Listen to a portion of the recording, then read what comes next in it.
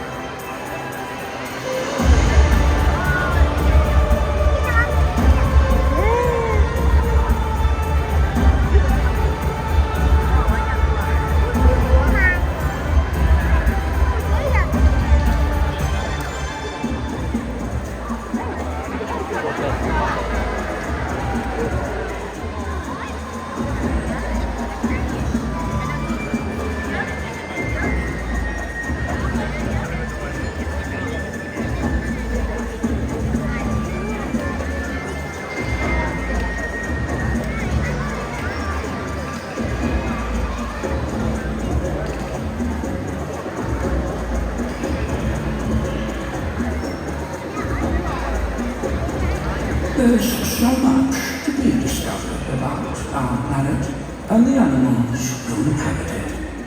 What will we discover when we journey into the wild?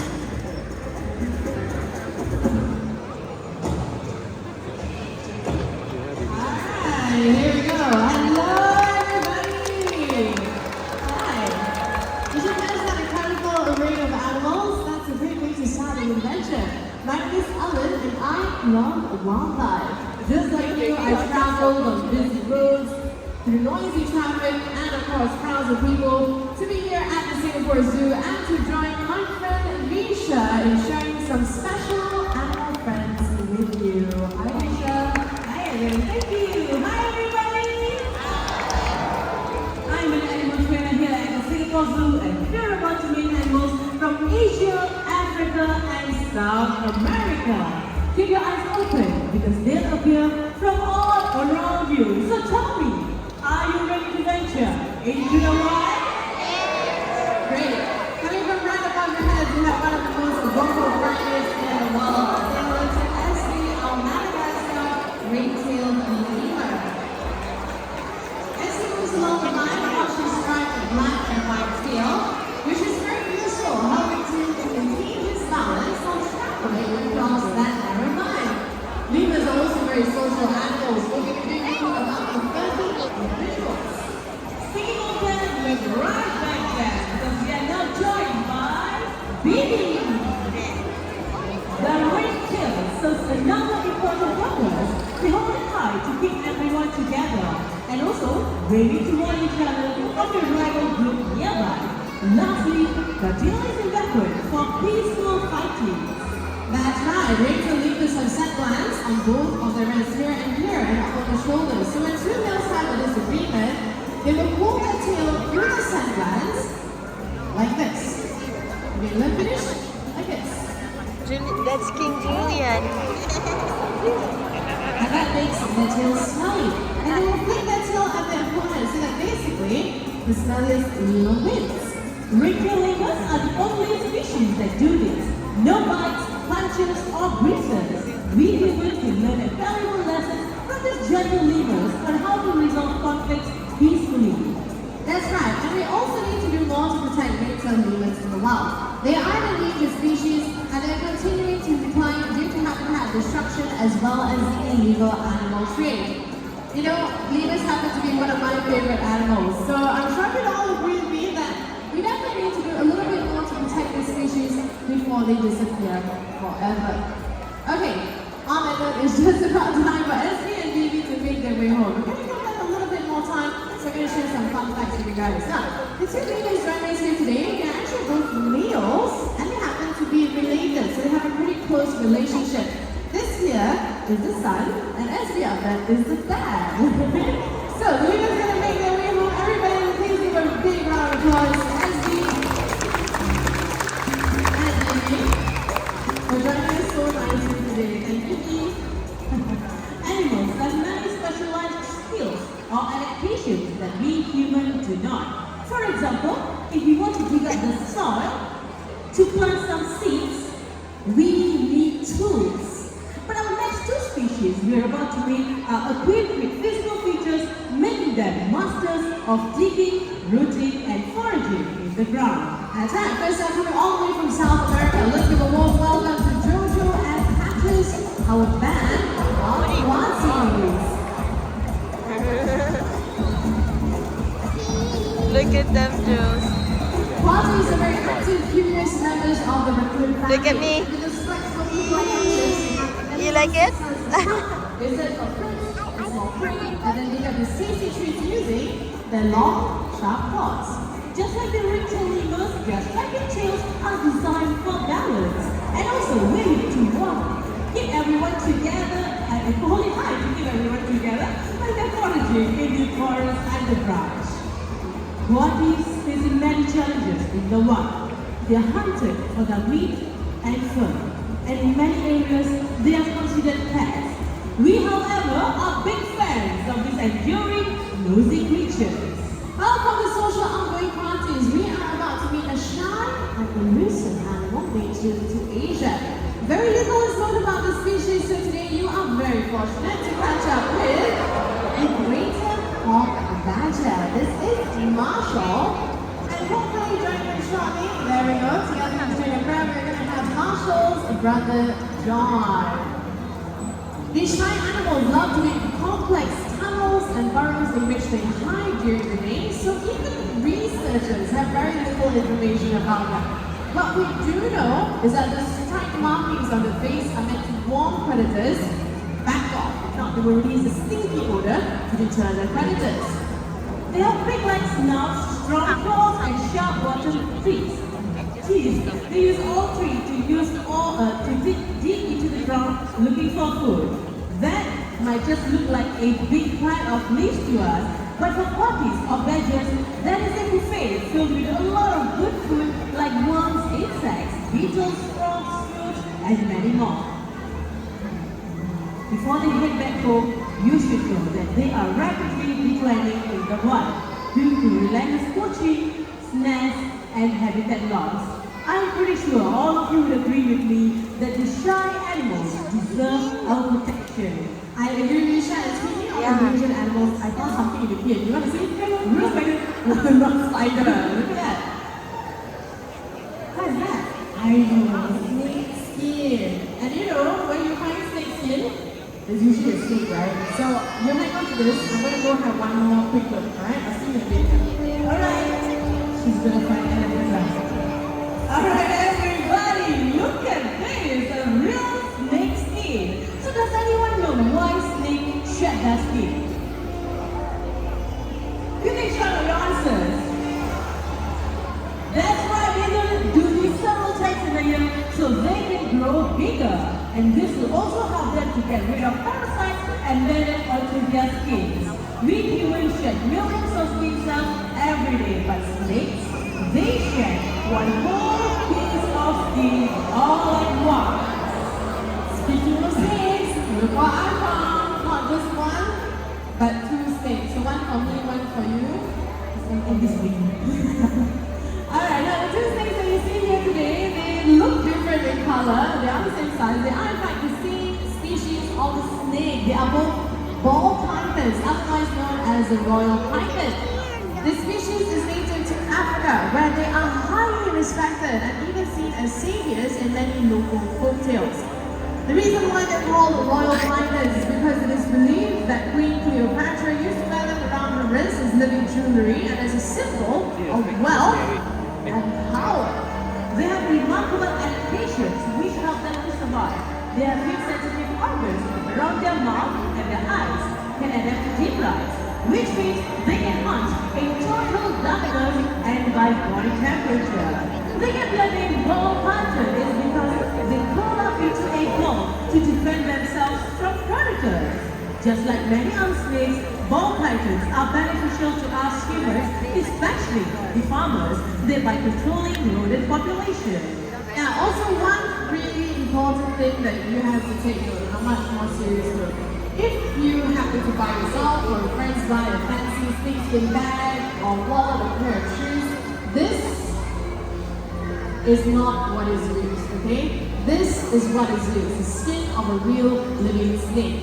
Every year, countless snakes are captured to supply the fashion industry and even more are trapped to fuel the wildlife pet trade. So we all need to find a logical way to be fashionable and a more humane way to choose a pet. Right, Misha? Okay, I think you read my mind. It's time for these two to head back to their cool down cave and rest for the remainder of the day. Thank you. See you later. Bye! Wow, amazing, right?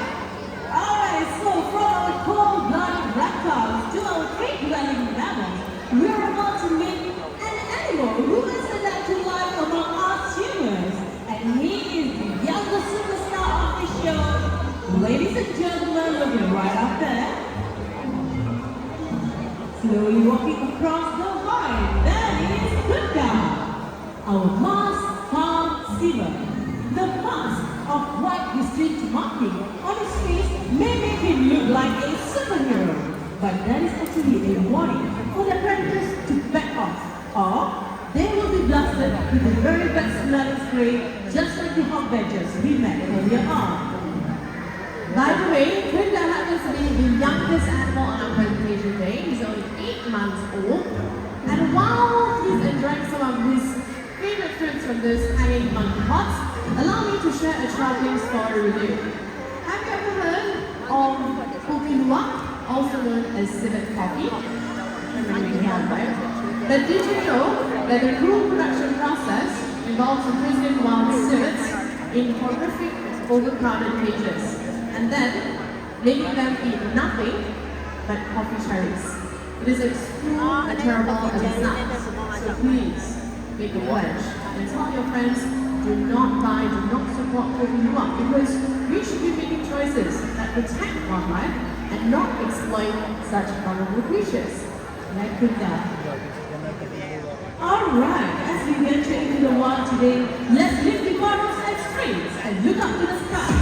Up next, we have a bird who travels all the way from Africa. So ladies and gentlemen, boys and girls, let's welcome Shami, our tropical hornbill. By the way, Shami recently got involved in a research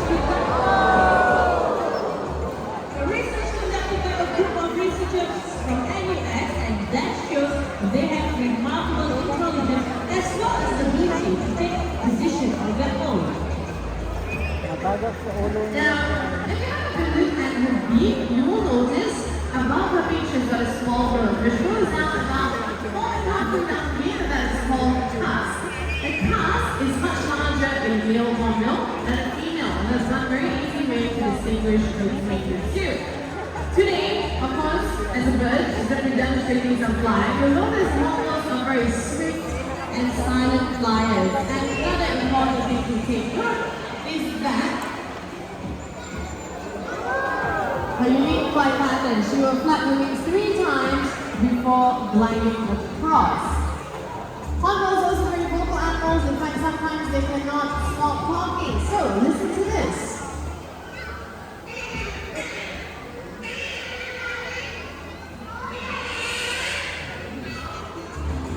And that, by the way, is the sound of a tropical hornbill. So what does it sound like to you? Like an elephant, okay. Baby elephant, maybe? Like a baby! Yeah, like a baby. And you know that fast photography actually helps her to amplify her unique vocalizations. Is it just me or is she missing? Okay, here she comes. Alright, hornbills are omnivores, which means flying insects are on the menu. So today, Shani is going to us how they catch their prey in mid-flight. So everybody, Shani is ready if you are ready. Come along with me.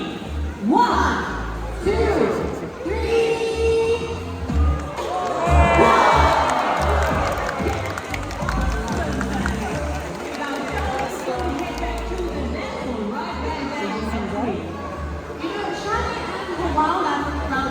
Safe for now, but unfortunately, many of the Asian hornbill species are heading towards extinction.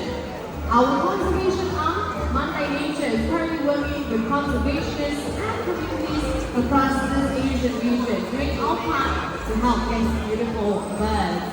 Okay, for those of you looking up, please close your mouth just in case. Okay, alright, I don't know what, it's gonna drop from above. If you happen to get something from the new day during this presentation, you can go home and buy 40 later. Oh yeah, it's so delicious. Sing a hornbill signal, good luck having your way. So everybody, like we say, good luck is coming your way, but no promises. Bye, Shani.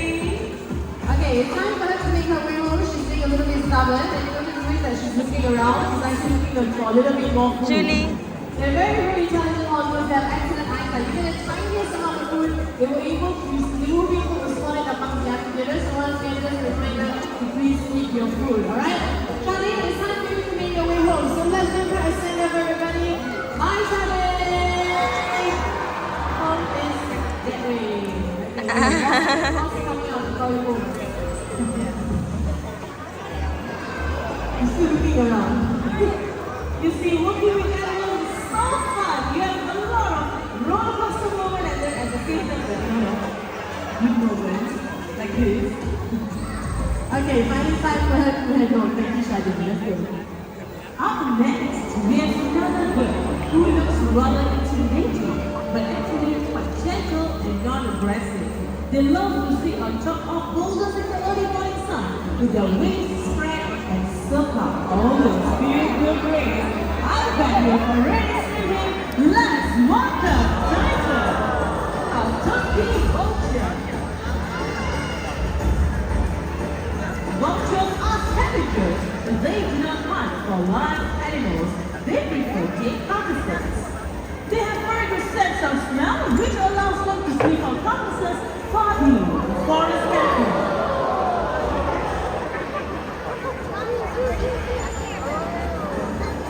Vultures are also perfectly adapted for scavenging. They have extremely acidic stomach acid, which helps them to digest just about anything. Known as nature's cleaner crew, they also help to prevent the spread of diseases like TB, rabies, without getting sick themselves. Okay, now it looks like Titan. Unfortunately, got a little bit spooked with maybe sometimes with riders up here. Now, bear in mind that when we work with the animals, we use what we call a food reward system, a positive reinforcement training, which means that at the end of the day, the animal is the boss. They do make the choice to join us or not, and what we do is, of course, encourage them with all of their favorite foods. Another interesting fact about turkey vultures is, you might think eating dead carcasses is a dirty business, but actually vultures like Titan spend hours cleaning their feathers because when you see them flying, you just snap a lot, but glide a lot, and that requires clean string-like feathers.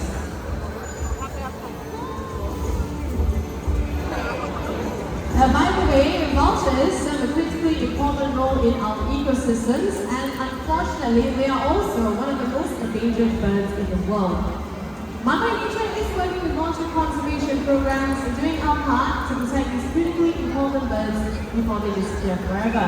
Let's give a round of applause to tiger and to turkey vultures everywhere. Okay, now before we introduce our next pair of animals, I'd like to share a little bit of a success story with you. About 50 years ago, this group called Otters disappeared from Singapore Singapore because our waterways are too polluted to support animal life. The Singapore government organized a cleanup, and by the 1990s, the otters returned. Singapore is currently home to over 90 otters spreading across 10 families, making the Singapore waterways their home.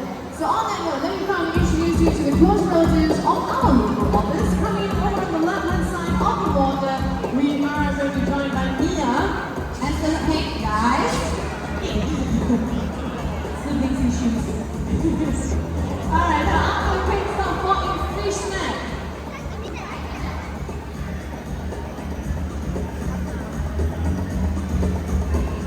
Watch how they swim.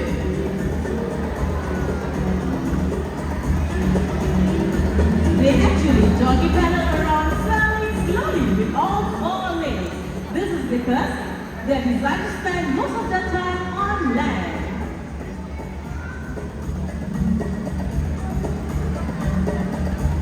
They have 2 layers of fur, a tightly packed one underneath, and long hairs on top. That's right. This acts as a water repellent while also keeping them warm in chilly waters. Otters, as you know, are very active and playful animals. And now, with one last stop, we wish to grab a couple more pieces of fish for both of you, one for Mia, one for Stallone, and then we are going to say goodbye to Mia and Stallone. Thank you. Bye. Otters sit at the top of the food chain and eat many river species. What Singapore's Korea taught us is, if rivers are polluted with plastics like this, you will not find otters there. Every year, close to 6 million tons of plastic waste fall in the rivers throughout the world. So we must reuse and reduce. What little plastics left, we must recycle. And on that note, it's time to meet our official recycling manager. His name is Wiz. Wiz?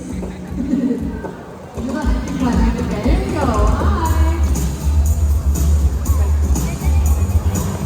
And we're going to say hi to everybody first. Hello, Wiz. Alright, now it's time to get down to business leisure. Everybody, how is done?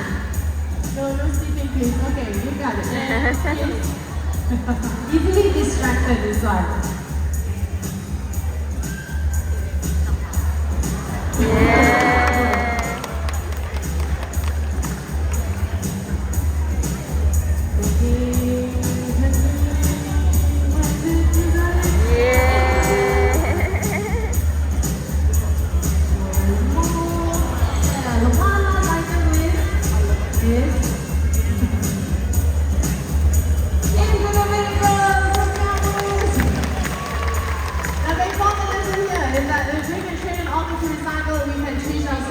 And remember this, clean rivers and happy otters. One last time, let's give a round of applause to Wiz and to Wiz.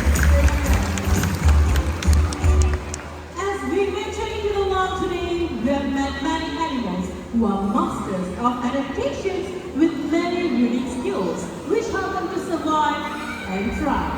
But still, there are so many animals out there in the world who are facing extinctions and threats because of us humans. Our action matters, and you have already helped by coming to the Singapore Zoo. That's right. Did you know that every trip that you buy helps us to protect wildlife by enabling us to support over 40 conservation projects across Southeast Asia.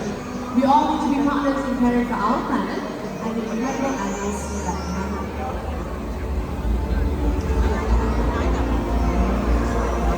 As our journey into the wild comes to an end, remember this. The world without wildlife is a world without beauty.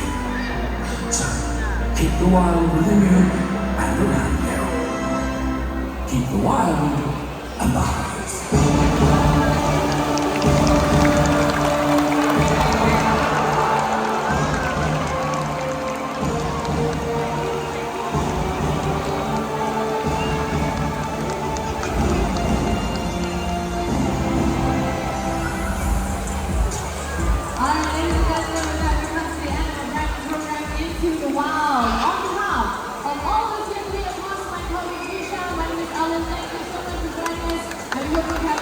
ladies and boys. Take care,